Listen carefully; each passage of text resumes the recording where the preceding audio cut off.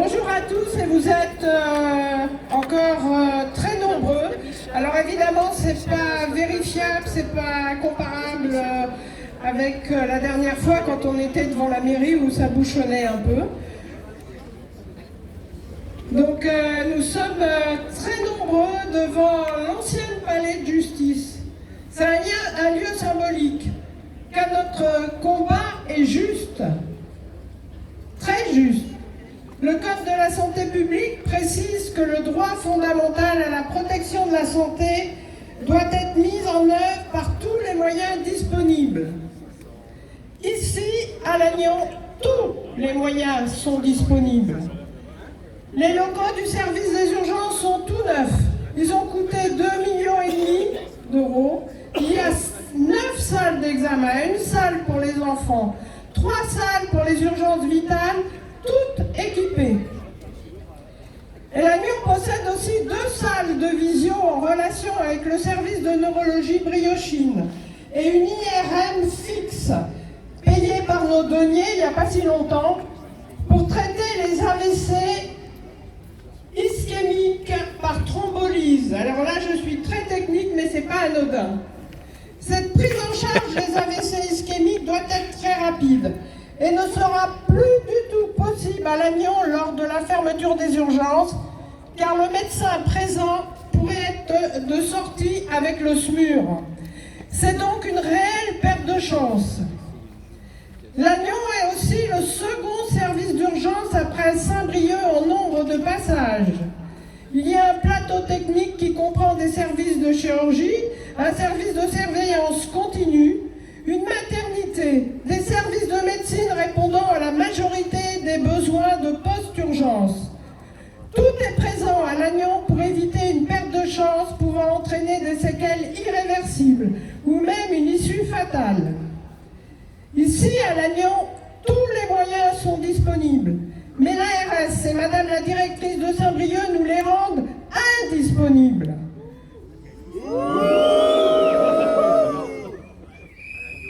Le service des urgences ne sera plus accessible toutes les nuits de façon continue à partir du 1er mars jusqu'à fin juin, comme d'ailleurs la nuit dernière et ce soir encore.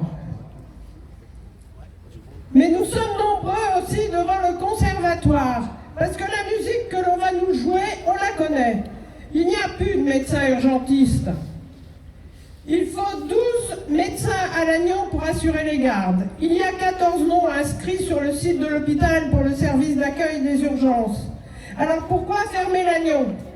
Obligatoirement, envoyer les patients de Lannion vers les autres services d'urgence contribuera à fragiliser ceux-ci. Nous sommes les plus éloignés de Saint-Brieuc en temps et en distance. Notre population peut doubler pendant l'été. Pourquoi envoyer les patients sur les routes sur Paimpol, Guingamp, Morlaix ou Saint-Brieuc? Où sont passées les 30 minutes avant une prise en charge pour éviter tout risque vital?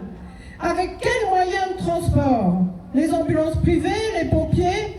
Aucun des deux ne sont assez nombreux. Ce sont des coûts supplémentaires, payés soit par les communes et le département, soit par la Sécu. Selon la directrice du GHT, l'ARS devrait apporter une réponse avant le 1er mars. Nous attendons toujours sa proposition. Nous sommes nombreux parce que notre combat est juste.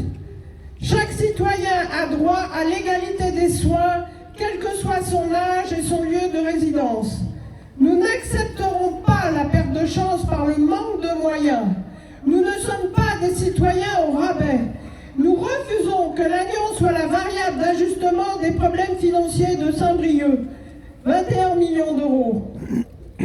Nous sommes nombreux parce que notre combat est juste. Nous nous battrons pour que notre hôpital reste vivant, avec tous ses services, pas pour qu'il meure. Au-delà des urgences, ce sont les autres services qui risquent d'être menacés par la chute du nombre d'entrées, liées à l'activité des urgences en baisse forcée. Nous ne lâcherons rien avec vous tous, personnel hospitalier, population, élus, pour nous tous ensemble, nous devons empêcher la directrice de Saint-Brieuc et celle de l'ARS de dormir sur leurs deux oreilles. Merci. Merci.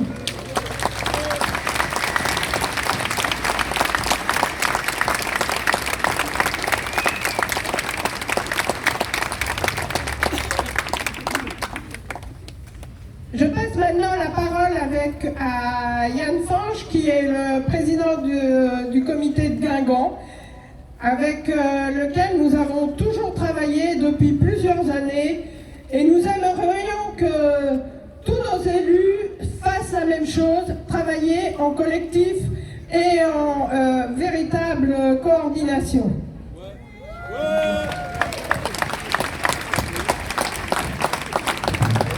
Merci Anne-Marie, merci au comité de l'Alliance-Trestel de nous accorder ce temps de parole. Guingamp est là en solidarité, forcément, et ce n'est pas qu'un de beaux sentiments. La solidarité, elle est bien comprise, parce que nous ne défendons pas seulement chacun son hôpital, mais tout un maillage. C'est ce maillage que nous avons hérité de nos parents, de nos grands-parents, que nous devons préserver, parce que c'est celui qui assure l'accès aux soins, et il est quand même mal en point. Ça, c'était possible effectivement au XXe siècle. On se rend compte qu'aujourd'hui, 7e puissance mondiale, apparemment, ce n'est plus possible. Alors, effectivement, nous nous trouvons face aux autorités sanitaires qui nous disent que leur volonté n'est pas de fermer des services. Et pourtant, ils appellent ça réguler, ils appellent ça suspendre, comme suspendre les accouchements à Guingamp. Et puis, en fait, nous, on comprend bien que ça s'appelle une fermeture. Donc ça arrive quand même, alors que ce n'est pas leur volonté. Et le mot qu'ils prononcent ensuite, c'est le mot pénurie de soignants. Et là, ce qu'on voulait dire, nous, depuis Guingamp, c'est qu'il n'y a pas de fatalité.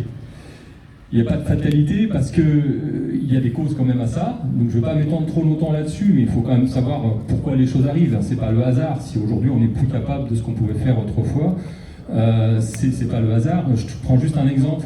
Il y a un an, le 11 février 2023, nous étions plus de 4000 sur le parvis de la mairie de Guingamp, et j'ai fait quelques prédictions. J'ai notamment annoncé pour l'été la fermeture de plusieurs dizaines ou centaines de services en France.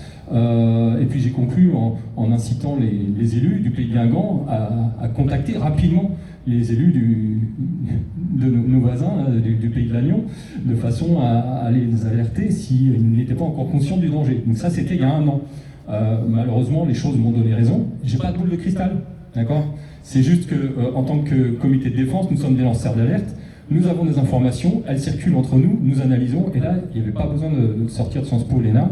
Il fallait juste comprendre que la loi RIST allait servir d'accélérateur à la loi Buzyn, qui prévoit justement de réduire notre maillage hospitalier au strict minimum. Ça, c'est pas très compliqué. Donc ça, c'est la partie.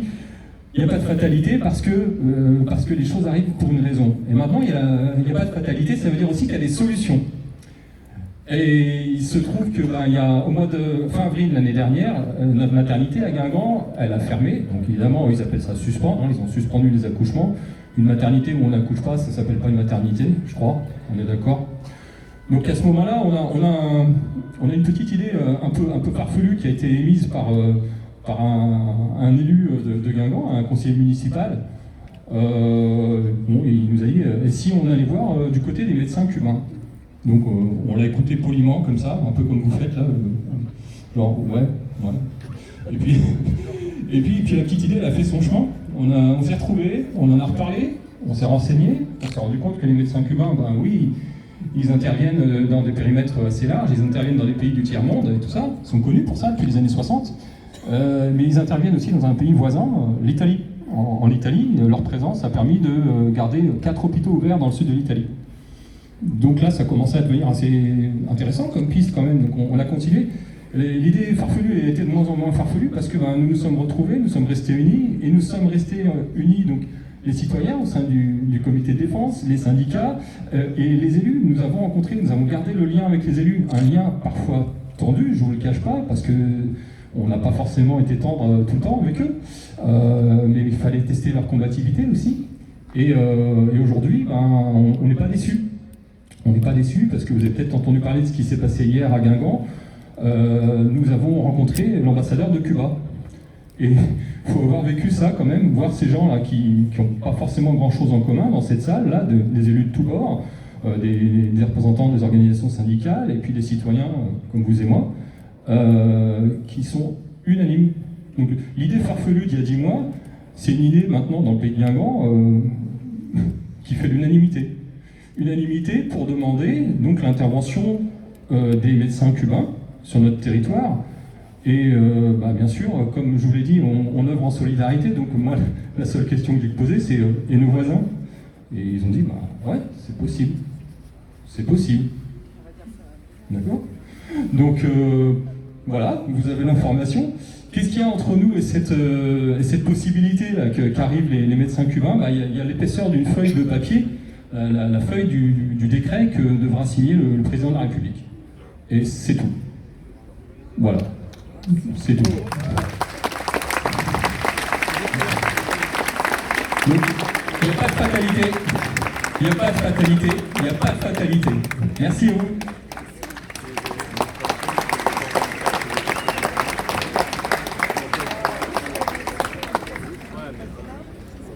Nous sommes une nouvelle fois rassemblés pour dénoncer l'inacceptable, une limitation de l'accès aux urgences de notre établissement la nuit. Cet accès devrait être soumis à un accord du 15. Nous ne pouvons souscrire à l'avis de certains comme quoi cette restriction serait un gage de qualité et de prise en charge. De l'avis de certains, le recours au 15 serait même préférable à un service d'urgence ouvert. Nous persistons à affirmer que restreindre l'accès aux urgences la nuit constitue une perte de chance pour les usagers potentiels que nous sommes tous. Détourner les patients de notre territoire vers d'autres établissements éloigne les moyens de secours, notamment le SMUR. Comment et dans quel délai seront pris en charge les urgences vitales lorsque le SMUR sera en direction de Paimpol, Guingamp, voire même Morlaix? Qui pourra justifier auprès d'un patient victime d'un AVC de notre territoire qu'il devra vivre aphasique ou hémiplégique parce qu'il n'aura pas pu bénéficier de la prise en charge préconisée dans les délais impartis? On peut se poser la même question concernant les pathologies coronariennes et détresse respiratoire. Comment ne pas être perplexe face à l'aspect temporaire de cette organisation alors que les précédents ministres de la Santé l'ont vanté comme la règle pour l'avenir, ou déclarer qu'il n'y avait pas de manque d'urgentistes en France, mais trop de services d'urgence ouverts.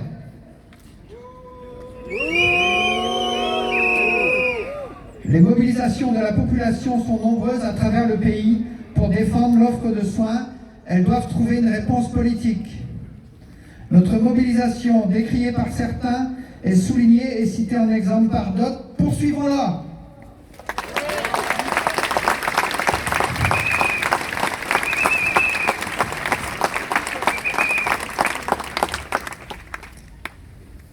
Un petit rappel sur les contraintes que nous font subir ceux qui, par aveuglement, manque de lucidité, manque de vision transversale, ont appliqué la loi RIS, censée améliorer l'accès aux soins sur nos territoires.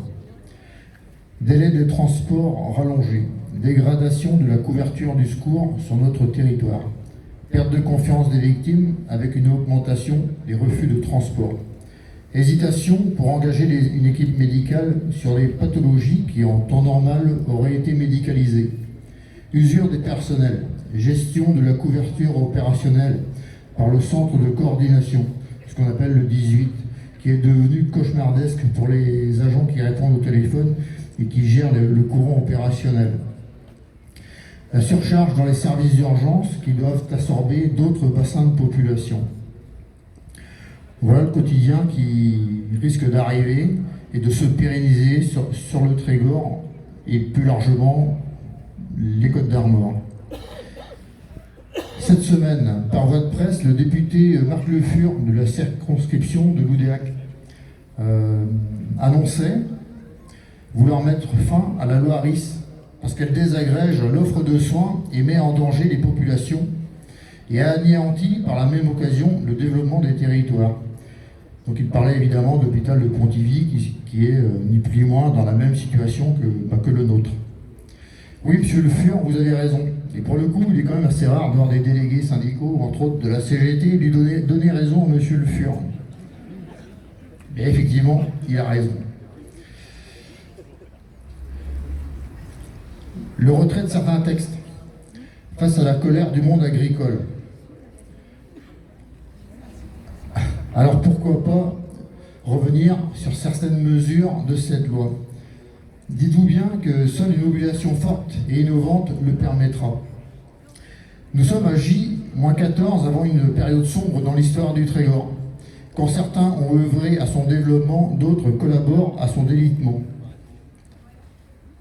Concrètement, que va-t-il se passer toutes les nuits?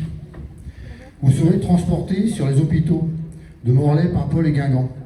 Et après consultation, vous serez ramené soit à vos domiciles, soit sur l'hôpital de Lannion. Dites-moi où est l'économie. Dites-moi-le. Quelques exemples concrets. Quand on nous demande d'aller à la maison médicale pour transporter à la maison médicale de Lannion, pour transporter une personne qui vient de consulter le médecin, alors qu'il n'y a que 20 mètres à faire et passer une porte avec un médecin de notre côté, eh ben non, on nous demande d'aller à Guingamp pour après ramener la personne en médecine ou dans les services de l'hôpital de Lannion. C'est des situations qui sont totalement ubuesques. Je vais finir à faire un parallèle avec la maternité. La maternité de Guingamp, qui ni plus ni moins est fermée. Dites-vous bien que si celle de Guingamp est fermée, celle de Lannion un jour ou l'autre, on risque de subir la même chose. Ils veulent des fermes des 1000 vaches, c'est ce qu'ils veulent. Mais j'entends, j'ai été questionné il y a quelques semaines par un journaliste du secteur de Guingamp qui me demandait, mais vous, les pompiers, vous êtes formés aux accouchements? Évidemment, nous sommes formés aux accouchements. Le matin, je fais un feu de voiture. À 10h, je vais découper une voiture avec une victime dedans. À midi, je vais relever une petite dame qui a fait une chute à son domicile. Après, je vais vider une cave parce qu'il y a un chauffe-eau qui a éclaté et qu'il faut vider la cave. Et après, je fais un accouchement. Mais bien évidemment, nous sommes formés.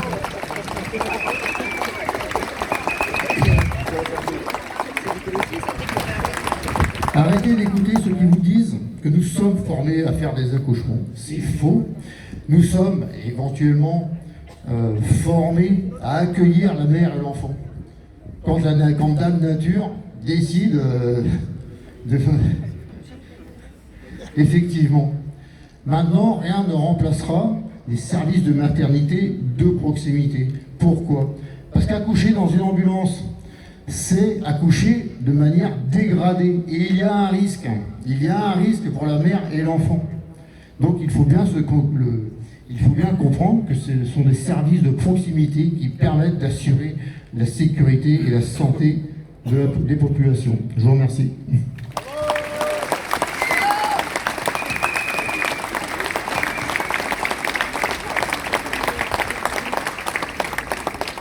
Je donne maintenant la parole à Monsieur Le Bihan, le maire de Lannion, président du conseil de surveillance de l'hôpital.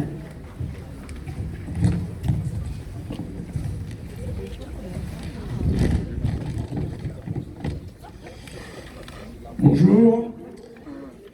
Alors, votre présence en grand nombre encore ce matin témoigne de cet engagement collectif que nous avons tous de défendre ce pilier essentiel de notre territoire qui est le service des urgences de Lannion. Il est clair que nous sommes tous déterminés à maintenir ces urgences accessibles et efficaces pour nous, pour nos proches et pour les Trégorois. Le problème que nous vivons aujourd'hui est un problème national d'accès aux soins et plus précisément de démographie médicale. Force est de constater qu'il manque de façon importante des urgentistes sur le territoire et plus encore sur notre Trégor. Il faut le dire et le redire, ici c'est 100 000 habitants qui sont concernés et 150 000 en période touristique. Et malheureusement la période touristique ne concerne pas que l'été, mais elle démarre bien dès le mois d'avril. Or, on ne peut que constater aujourd'hui un défaut d'anticipation des pouvoirs publics face au déficit de médecins hospitaliers et urgentistes. Sans revenir sur la loi RIST, il est évident que les conséquences de son application n'ont malheureusement pas été anticipées par les pouvoirs publics, l'ARS et les ministères. Je pense notamment à des mesures réglementaires et législatives qui auraient sans doute dû et qui auraient pu être adoptés au préalable afin de passer ce cap. Nous sommes tous conscients des défis auxquels notre hôpital est confronté. Je profite de cette prise de parole pour vous rappeler les efforts des élus qui sont également mobilisés pour travailler sur des mesures concrètes afin de garantir la pérennité des services de santé. Des initiatives portées par la ville de Lannion et de Lannion-Trégor Communauté depuis plusieurs années visent notamment à promouvoir notre territoire auprès des internes et en médecine. À travers ces actions, nous souhaitons créer un environnement accueillant et attractif qui encourage les professionnels de santé à s'installer chez nous par choix et surtout pas par contrainte. Je profite également de l'occasion qui m'est donnée pour mettre en lumière la nécessité pressante de recruter des médecins urgentistes qui aspirent à s'installer durablement sur le territoire. En attirant des professionnels de santé motivés par un engagement à long terme, nous pourrions garantir un accès ininterrompu et efficace aux soins d'urgence.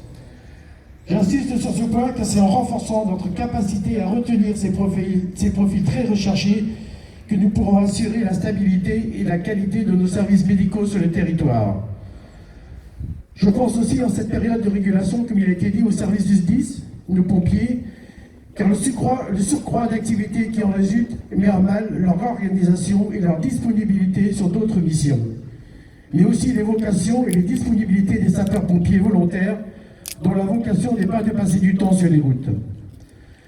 Je tiens à préciser que les conseils municipaux et conseils de surveillance ont adopté ou renouvelé de façon massive les motions demandant au pouvoir public de trouver des solutions permettant de revenir à court terme à un fonctionnement normal des services des urgences 24 heures sur 24 et 365 jours sur 365, et de faire en sorte que cette régulation, pour laquelle aujourd'hui il n'y a aucune perspective, puisque c'est normalement annoncé pour mai à juin, malheureusement il n'y a aucune perspective et il faut en être conscient sur la suite.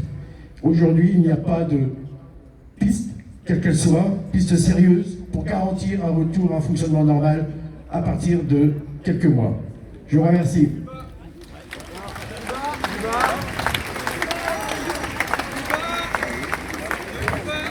Je passe maintenant la parole à Olivier Ouzet.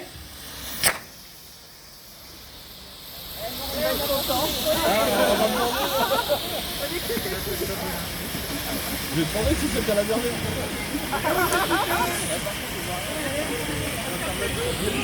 Ouais, on descend.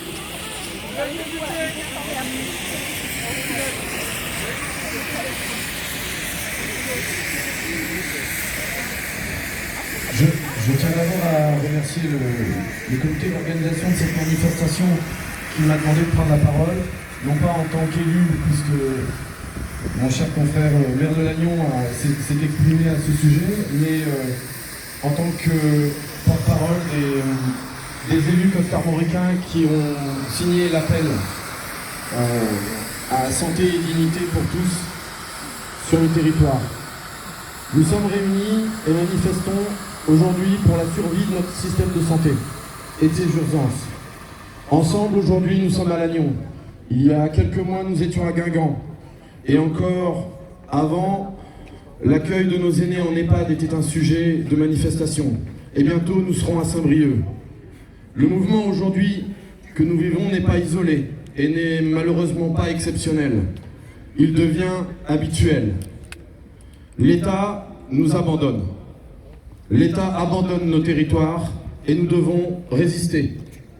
Malgré tous les beaux discours de son entité régionale qu'est l'ARS et de ses représentants au GHT, malgré les arguments avancés, nous ne voulons pas subir les restrictions budgétaires et les politiques qui engendrent pour nous toutes et tous une réelle perte de chance. Notre territoire a besoin d'un système de santé fiable et opérationnel. Ce n'est pas en le fermant momentanément ou soi-disant en le régulant qu'on le consolide. Quels que soient les responsables de décision, ils sont irresponsables. Je m'adresse également aux élus, ici présents et impliqués, mais aussi absents, souvent mal informés, même désabusés. Oui, nous devons manifester notre résistance. Oui, Nous devons obtenir des réponses et des actes plutôt que des arguments et de fausses excuses. Certains parlent d'attractivité du territoire. Nous partageons tous ce point de vue.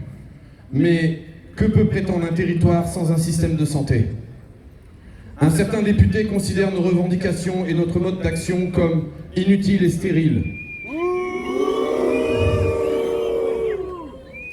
Mais que fait-il ? Est-il prêt à mourir lors d'un trajet trop long aux urgences ? Est-il prêt à mourir pour une absence de soins ? Est-il prêt à mourir pour un manque de matériel ? Est-il prêt à mourir pour une attente insupportable ? Si oui, alors effectivement, il peut soutenir la politique menée par le gouvernement et son ARS. Sinon, il devrait être parmi nous, pour défendre notre droit à la dignité et à la santé, pour défendre son territoire, nous défendre. Le groupe à l'initiative de l'appel des élus costarmoricains « Santé et dignité pour tous » va rencontrer le président du Conseil de l'Ordre des médecins, vendredi 10 mars, à Saint-Brieuc.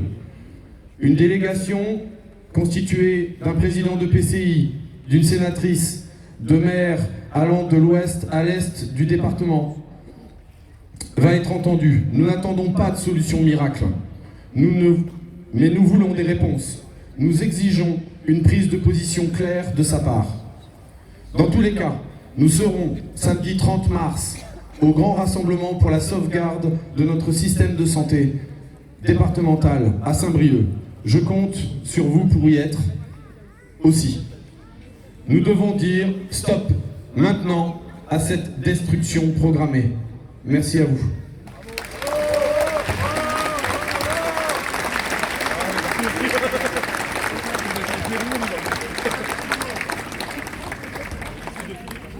Alors j'ai deux petits messages à communiquer. Le premier, c'est celui de Christian Brice, que j'avais invité à participer ce matin. Christian Brice est urgentiste à Saint-Brieuc. Il est responsable départemental de la MUF, l'Association médicale des urgences urgentistes de France. Il m'avait dit qu'il viendrait si sa nuit, la nuit passée donc, n'avait pas été compliquée.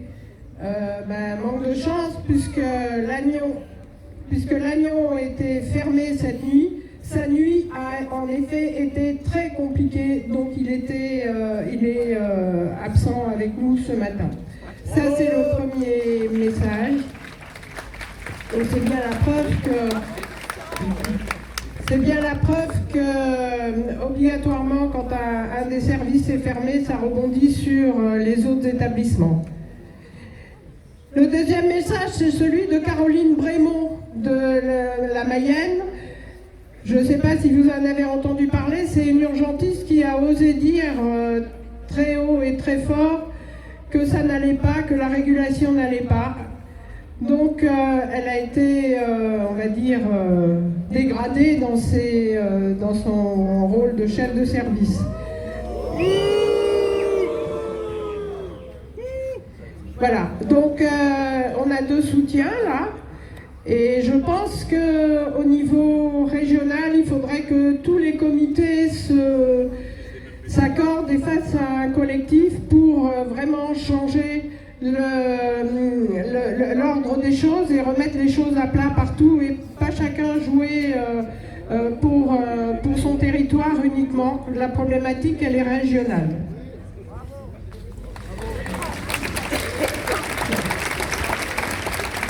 Alors maintenant, deux petits points très pratiques.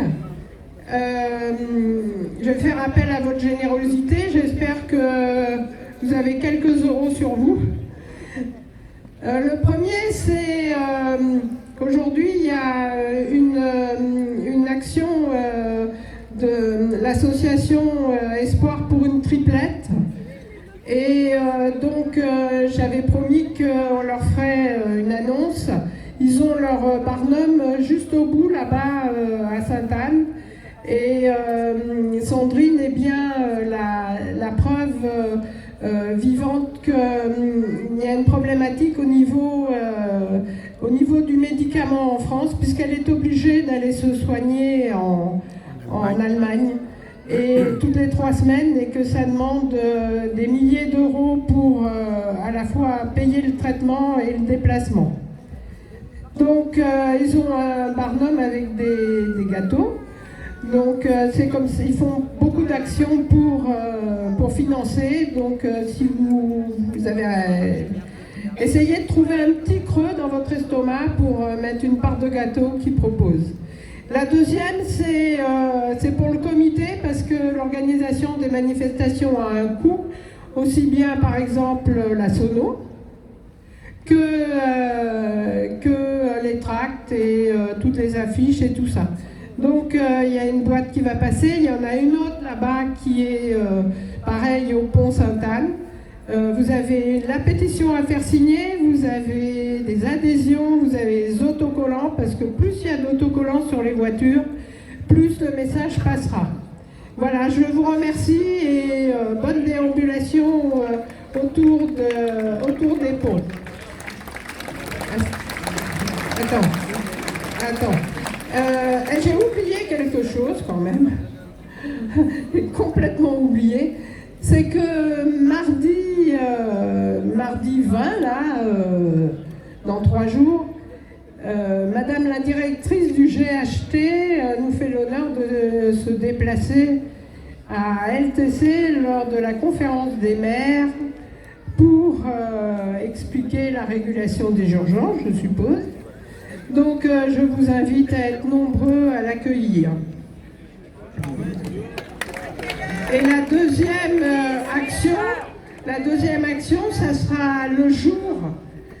Donc le 20, c'est à 18h. Et la deuxième action, ça sera le jour de la fermeture officielle pour 4 mois des urgences.